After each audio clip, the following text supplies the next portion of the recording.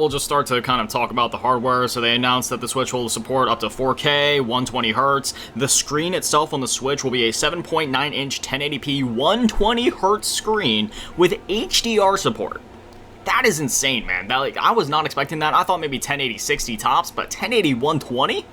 Holy crap, that really caught me off guard.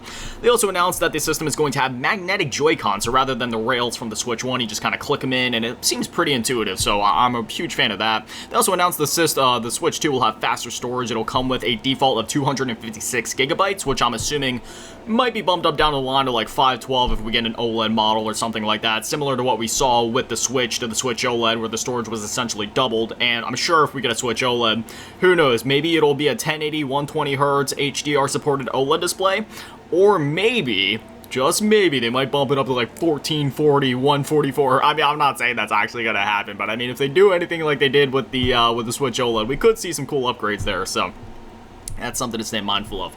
Speaking of storage, the SD cards in your current Switch will not work. You must use an Express SD card, which is essentially, if an SD card is a hard drive, an Express SD card is like an SSD. So you're going to need to use a faster SD card, unfortunately. The original ones will not be supported.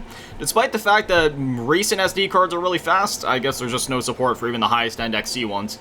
The Switch Joy-Con can be used as a mouse. I was getting flashbacks to the Super Nintendo mouse during this, and who knows, maybe Mario Paint could be added to the Nintendo Switch Online app, so you can kind of use the Joy-Con like that.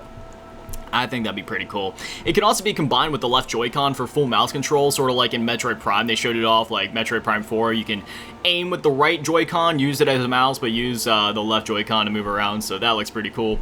They also announced, and we already knew this, that the Switch 2 will be backwards compatible with most of the Switch 1 library, barring a few games with compatibility issues, very similarly to the PlayStation 5 to the PS4, for example, where it's like a 95% conversion rate, but there's like a few percentage of games that might not work as intended, but should still work nonetheless, so stay mindful of that. They also announced that there will be a new C button for the Joy-Con, which the C just kind of stands for like chat, because it's a voice chat button.